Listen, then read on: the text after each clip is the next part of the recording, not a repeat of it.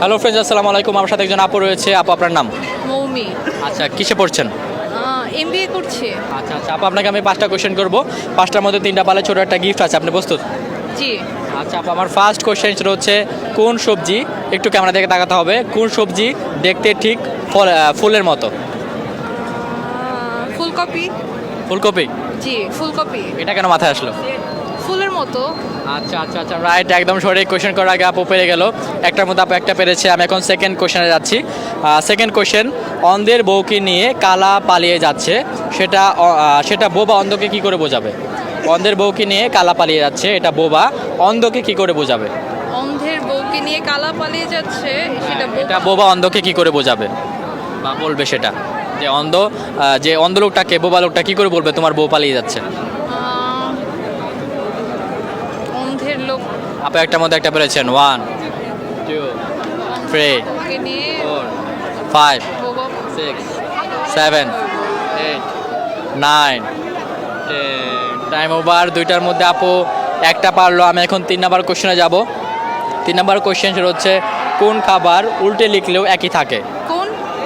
কোন খাবার উল্টে লিখলেও একই থাকে?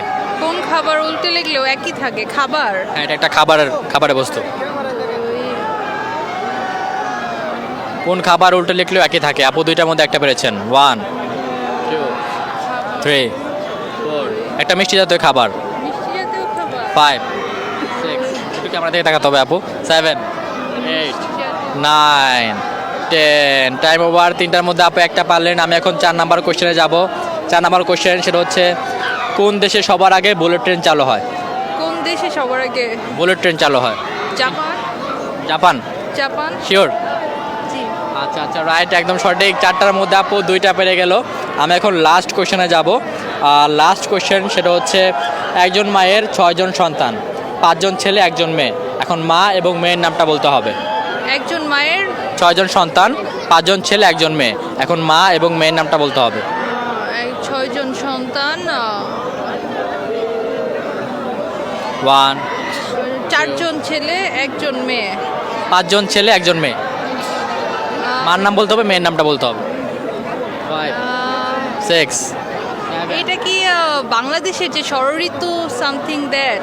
এরকমই। এখন মার নামটা বলতে হবে, মেয়ের নামটা বলতে হবে। মা ঋতু আর মেয়ে বর্ষা। আচ্ছা আচ্ছা আচ্ছা, রাইট, একদম সঠিক। অনেক কঠিন একটা কোশ্চেন ছিল, আপু এটা পেরে গেল। 5টার মধ্যে আপু 3টা পারলেন। গেমটা খেলে কেমন লাগলো?